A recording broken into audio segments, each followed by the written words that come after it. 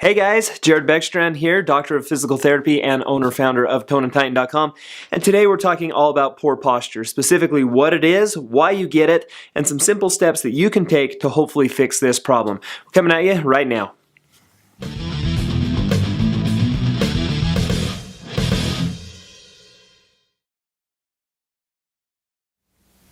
Alright, so as a physical therapist, people come in to see me all the time with poor posture. The thing is, they don't realize that it's the poor posture that's actually the source of their pain. They'll come in and they'll complain about neck pain, upper shoulder pain, knots in their upper shoulder, pain in their upper back, even kind of headaches. If you get those headaches that originate right at the base of your skull, those are the types of complaints that people with poor posture come in and see me about, without realizing that it's actually their posture that's the source of all of that pain. So we spend a lot of time educating, we spend a lot of time strengthening, positioning the head just in a better position to mitigate some of that stress. Let me show you what I mean. In order to understand poor posture, I need to tell you about good posture. Good posture looks just like this.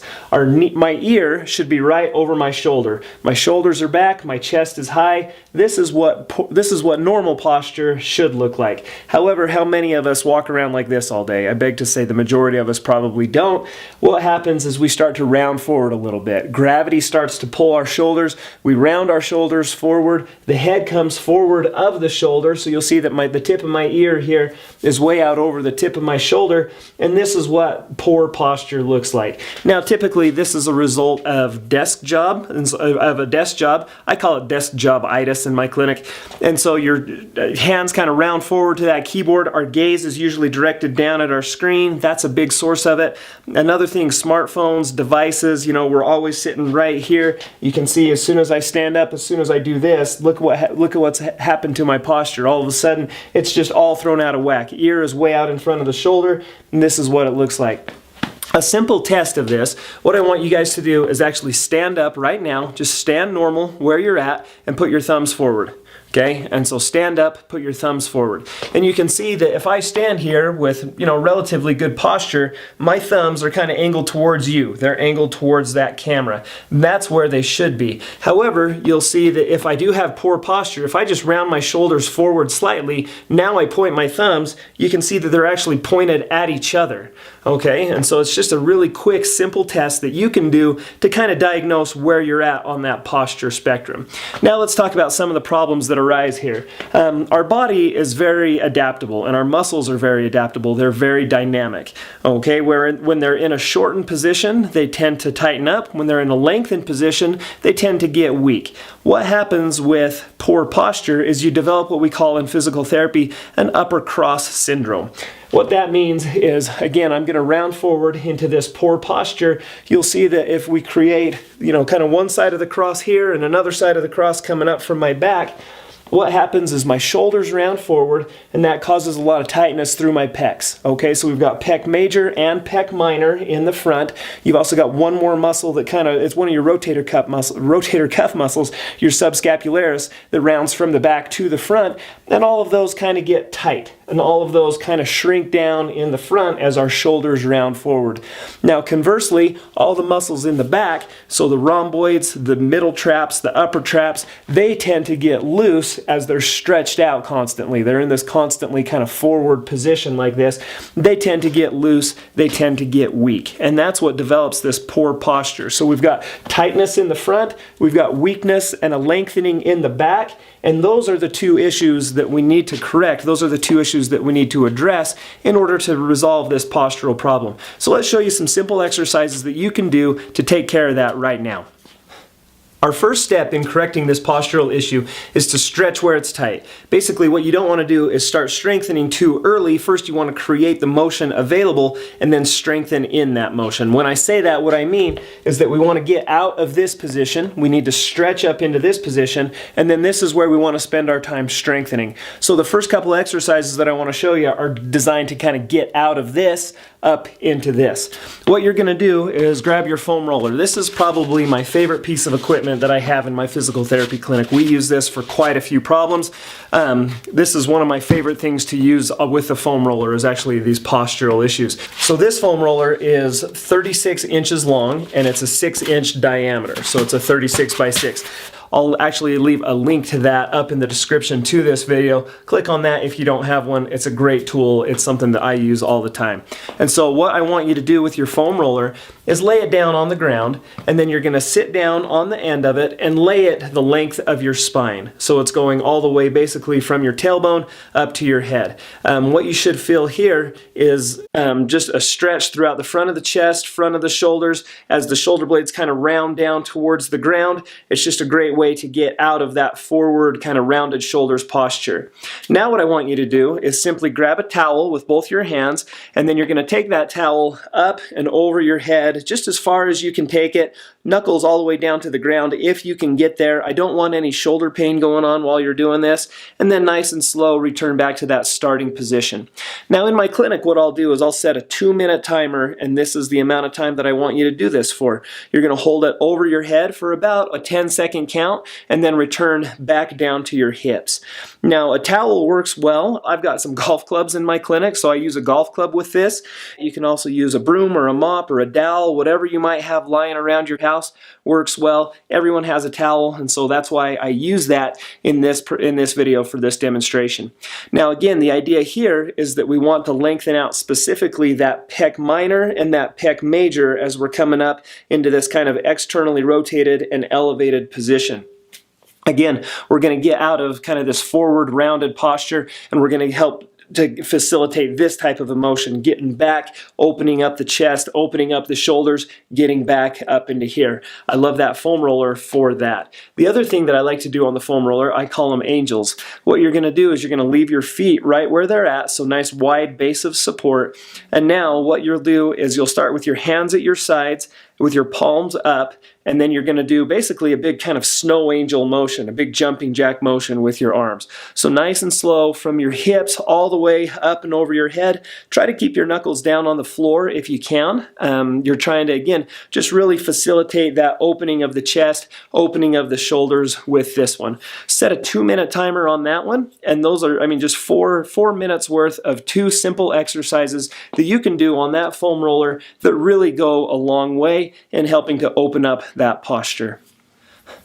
Now maybe you don't have a foam roller. What you can do are either some doorway stretches or some corner stretches. You can do them in a doorway, you can do them in a corner. Both are pretty effective. Let's show you what they look like in a doorway. What you're going to do is place your hands up nice and tall on either side of a door frame. Take a step into the door frame and then simply put your weight onto that front foot. What you'll notice here is, again, we're in this extended, externally rotated position, that maximum stretch position for that pec minor muscle, and then you're going to put your weight onto that front foot, again, just to open up the pec minor, pec major, all through the shoulders, all through the top of the chest is where you should feel this. I actually like to do this in a couple different locations, so I showed you up here nice and tall. Now what we'll do is we'll actually go to about mid-range, so put your hands at about shoulder height, and then repeat that same stretch. Try to step kind of through the door in that motion, and then you can also do this down with a low grip as well. So I'm going to put my hands down low, about waist height on either sides of that door frame, and then step through that door again. And again, what you're going for here is that stretch through the front of the chest, front of your shoulders. Try to keep it nice and comfortable. Hold it for about 20 seconds. Repeat that about 3 times. Again, we're getting out of this rounded shoulders posture back into this kind of chest out, chest high position. That's where we want you to be. Now let's show you how to strengthen and stabilize once you get there. All right, so we've addressed the stretching issue. Again, we want to stretch where it's tight. Now we need to address the strength issue. The goal is to strengthen where it's weak. To do that, I want to show you a couple of my favorite strengthening exercises. The goal here is to get the rhomboids activated. Those are the muscles between the shoulder blades, as well as those middle traps, as well as those external rotators. Basically everything that's going to pull you into this position right here to suck the shoulder blades back and to keep you upright. And so to do that, my favorite home exercise, 0 equipment required on this, is going to be a wall angel. Okay, what I'm going to do, my feet come out from the wall just a little bit. You can't see that in the video here, but my feet are about 6 inches away from the wall. I want your hips, your shoulder blades, and the back of your head up against the wall. Again, the goal is to get into that perfect posture and then to strengthen and to stabilize right there. Hips, shoulder blades, back of the head are against the wall. What I'm going to do is I'm going to externally rotate through my shoulders to get my knuckles to the wall as well. Now for a lot of you, this might be really hard to do.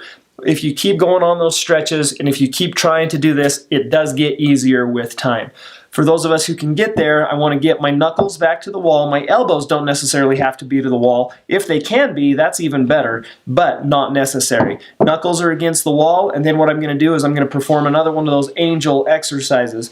Keeping my knuckles in contact with the wall the whole time, I'm going to slide them up and over my head until they touch up at the top, and then nice and slow back down. Now on this one, what I'll do is I'll set a 1 minute to 2 minutes, so 60 seconds to 2 minute timer on this, and then just go up and down nice and slow at this pace right here, really focusing on the posture, really focusing on squeezing those shoulder blades together in the back while you're going up and down. That's what my wall angel looks like. That's kind of the phase 1 exercise. As soon as that starts to get a little easier, let's show you what phase 2 looks like. Now phase 2 is going to be the exact same motion. We'll just take it into an anti-gravity position.